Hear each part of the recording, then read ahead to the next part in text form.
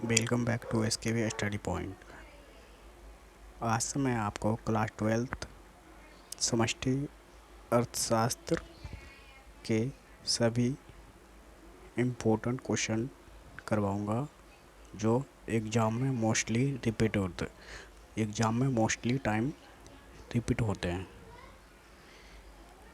अभी मैं आपको चैप्टर 2 समष्टि अर्थशास्त्र की कुछ मूल अवधारणाएं डिस्कस करूंगा।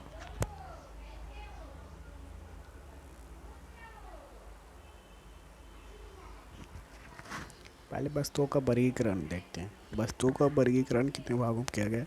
वस्तु का वर्गीकरण 4 भागों में यहाँ पे किया गया है। अंतिम वस्तुएं, मध्यवर्ती वस्तुएं, उत्पादक वस्तुएं, पूंजीगत वस्तुएं। अंतिम वस्तुएं क्या होता है ये देखते हैं। अंतिम वस्तुएं वे वस्तु होती है जो उत्पादन की सीमा रेखा को पार कर चुका है। अब इसमें किसी भी प्रकार की मूल्य वृद्धि करनी बाकी नहीं है। अंतिम प्रयोगकर्ता द्वारा प्रयोग करने के लिए तैयार है। इसे राष्ट्रीय आय में शामिल किया जाता है। उदाहरण के लिए उपभोक्ता द्वारा दुकान से खरीदा गया दूध। अंतिम वस्तुएं वे वस्तु होती है जो उत्पादन की सीमा रेखा को पार कर चुका है। उत्पादन की सीमा रेखा को पार कर चुका है, इसका मतलब क्या कह रहा है कि अब इसमें किसी भी प्रकार की मध्यवर्ती वस्तुओं को जोड़ना नहीं है। ये पूरी तरह निर्माण हो गया है, इसलिए ये उत्पादन की सीमा रेखा को पार कर चुका है। आगे देखते हैं। अब इसमें किसी प्रकार की मूल्य वृद्धि करनी नहीं है। इसमें पूरी तरह से मूल्य जोड़ दिया गया है, यानी कि वस्तु को बनाने में जितना कारक लागत आया था एवं बाजार में बेचने के लिए जितना प्रॉफिट जोड़ना था वो सभी जोड़ दिया गया है। इसलिए अब इसमें किसी प्रकार की मूल्य वृद्धि करनी बाकी नहीं है।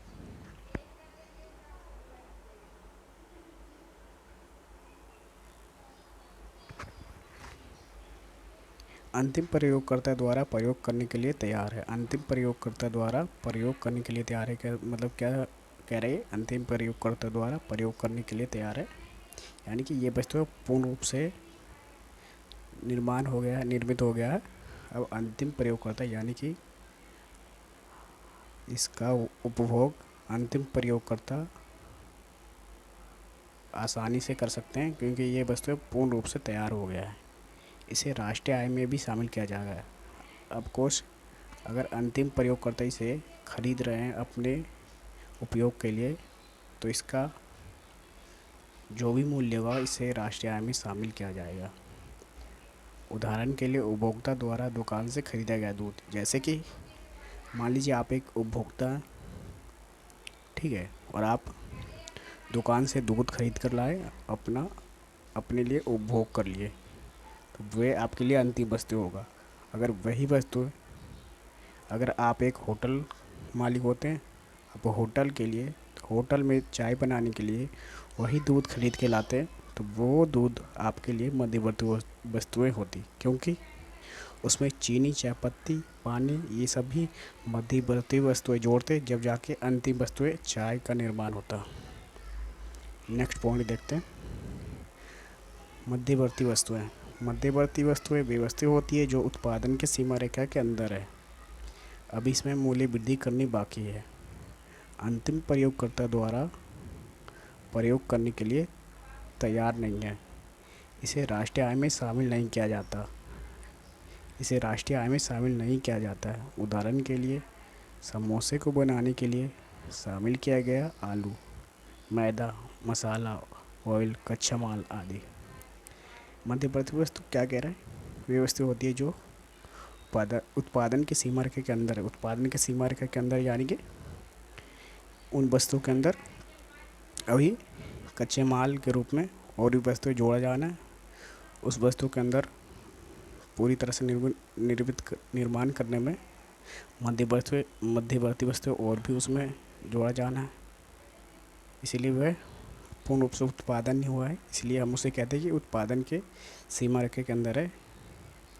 अभी इसमें मूल्य वृद्धि करनी बाकी है, यानी कि अभी इसमें मूल्य वृद्धि करनी बाकी है, यानी कि मध्यवर्ती वस्तुओं को खरीदने के लिए जो भी कारक लागत है वो तो आया ही, लेकिन उसमें अलग से प्रॉफिट कमाने के लिए, लाभ कमाने के लिए अलग से जो मूल्य जोड़ते हैं वो अभी जोड़ना बाकी है। अंतिम प्रयोगकर्ता द्वारा प्रयोग करने के लिए तैयार नहीं है। अंतिम प्रयोगकर्ता द्वारा प्रयोग करने के लिए तैयार क्यों नहीं है? क्योंकि ये वस्तु पूर्ण रूप से निर्मित नहीं हुआ है। ठीक है, पूर्ण रूप से निर्मित नहीं हुआ है। इसमें कच्चे माल के रूप में और भी वस्तुएं जोड़े जाएगा। इसे राष्ट्रीय आय में शामिल नहीं किया जाता। क्यों नहीं किया जाता? क्योंकि पूर्ण रूप से ये वस्तु तैयार नहीं हुआ है, इसलिए अंतिम उपभोक्ता इस वस्तु को खरीदेंगे नहीं। उदाहरण के लिए समोसे को बनाने के लिए शामिल किया गया आलू। आलू उदाहरण के लिए समोसे को बनाने के लिए शामिल किया गया आलू, मैदा, मसाला, ऑयल, ये सभी कच्चे माल हैं। इन सभी का प्रयोग करके समोसे का निर्माण होगा, जो वो अंतिम वस्तु कहलाएगा। लेकिन ये सब आलू, मैदा, मसाला, ऑयल, ये सभी कच्चे माल के रूप में पर्याप्त हैं। उत्पादक वस्तु क्या होता है? उत्पादक वस्तुएं वे वस्तु होती है जो उपभोक्ता वस्तुओं को निर्माण में सहायक होता है। उत्पादक वस्तु वे वस्तु होती है जो उपभोक्ता वस्तुओं के निर्माण में सहायक होता है। उपभोक्ता वस्तु क्या होती है? जो हम उपभोग के लिए उपयोग करते हैं, उपभोक्ता वस्तु होती है। जैसे कि उदाहरण के लिए सिलाई मशीन के द्वारा कपड़े सिला जाता है। उस कपड़ों का उपयोग उपभोक्ता द्वारा किया जाता है। तो उत्पादक वस्तु वो होती है जो उपभोक्ता के उपयोग में लिया गया वस्तु होता है, उनका निर्माण करता है। तो यही परिभाषा है कि उत्पादक वस्तुएं वे वस्तु होती है जो उपभोक्ता वस्तुओं के निर्माण में सहायक होता है। इसमें मध्यवर्ती वस्तुएं और पूंजीगत वस्तुएं दोनों शामिल होती हैं। ठीक है, इसमें मध्यवर्ती वस्तुएं और पूंजीगत वस्तुएं दोनों शामिल होती हैं। उदाहरण के लिए सिलाई मशीन, जिसमें कपड़े सिला जाता है, इसमें शर्ट निर्माण हुआ। अतः सिलाई मशीन एक उत्पादक वस्तु है। किसानों के पास फसल उपजाने के लिए बीज, ट्रैक्टर, कल्टीवेटर, ये सभी उत्पादक वस्तुएं हैं। उत्पादक वस्तुओं के अंदर पूंजीगत वस्तुएं एवं मध्यवर्ती वस्तुएं दोनों शामिल होती हैं। पूंजीगत वस्तु क्या होती है ये देखते हैं। पूंजीगत वस्तुएं वे वस्तु होती है जिनका उपयोग उपभोक्ता द्वारा न करके निर्माता उत्पादक द्वारा दूसरे वस्तुओं के उत्पादन के लिए किया जाता है। उदाहरण के लिए मशीन, फैक्ट्री में उत्पादन बढ़ाने के लिए खरीदी गई मशीन। पूंजीगत वस्तु क्या होती है? वे वस्तु होती है जो अधिक मूल्यवान होता है। फिक्स कैपिटल जिसे कहते हैं, स्थिर पूंजी कहते हैं, वह पूंजीगत वस्तु होती है। पूंजीगत वस्तु का उदाहरण आप ये भी दे सकते हैं, मशीनरी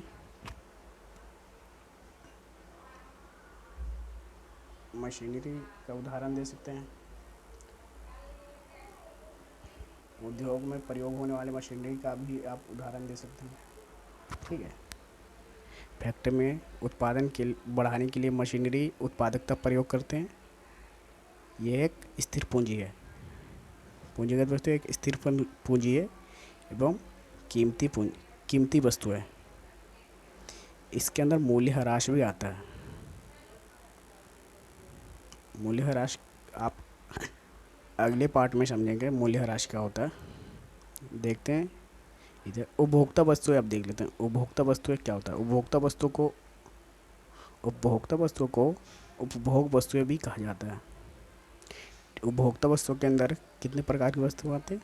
पहला टिकाऊ वस्तुएं, दूसरा अति टिकाऊ वस्तुएं, तीसरा गैर टिकाऊ वस्तुएं, चौथा सेवा या अदृश्य वस्तुएं। माफ़ कीजिएगा, यहाँ पे 4 की जगह 3 टाइप हुए हैं।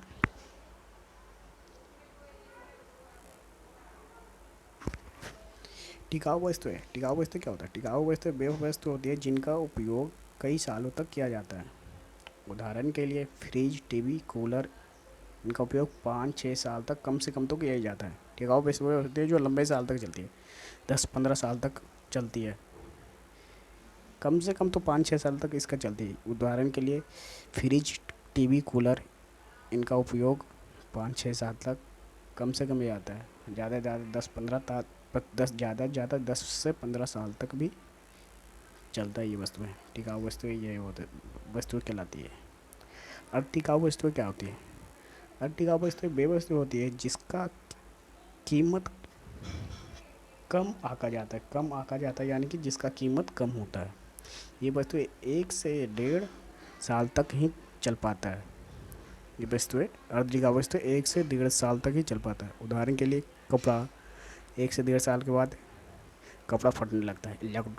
इलेक्ट्रॉनिक सामान जैसे कि बल्ब की गारंटी 6 महीने, 1 साल, 1.5 साल होता है ज़्यादा से ज़्यादा, इसीलिए इसे इलेक्ट्रॉनिक सामान यहाँ पे जोड़ा गया। फर्नीचर जैसी वस्तुएं जैसे टेबल, मेज, ये सब लकड़ी के सामान टूटने लगते हैं। गैर टिकाऊ वस्तुएं वे वस्तुएं होती है जिनका मूल्य कम होता है। इसे एकल उपयोग वस्तुएं भी कहते हैं। एकल उपयोग मतलब सिंगल यूज, इसको एक बार यूज किया जाता है गैर टिकाऊ वस्तु को। उदाहरण के लिए मक्खन डबल रोटी को आप एक बार में ही खा जाते हैं, उसको क्या बार बार यूज करते रहेंगे? नहीं, दोबारा यूज करना होगा तो आप अलग से मक्खन डबल रोटी लेंगे। इसलिए इसे एकल उपयोग वस्तुएं भी कहते हैं। गैर टिकाऊ वस्तु को एकल उपयोग वस्तु इसीलिए कहते हैं। सेवा वस्तुएं वे वस्तु होती है जिनका हम महसूस कर सकते हैं। सेवा वस्तु वे होती है जिनको हम महसूस कर सकते हैं। उदाहरण के लिए डॉक्टर के द्वारा दी गई सेवाएं, वकील के द्वारा दी गई सेवाएं। धन्यवाद। इसका इम्पोर्टेंट क्वेश्चन अगले पार्ट में प्रोवाइड किया जाएगा। अब अगर मेरे द्वारा ये प्रोवाइड किया गया कंटेंट के द्वारा थोड़ी सी भी हेल्प मिलता है तो प्लीज़ इस चैनल को लाइक, शेयर एंड सब्सक्राइब कीजिए, जिससे कि अगले आने वाली वीडियो का नोटिफिकेशन आपके पास सबसे पहले पहुंचे।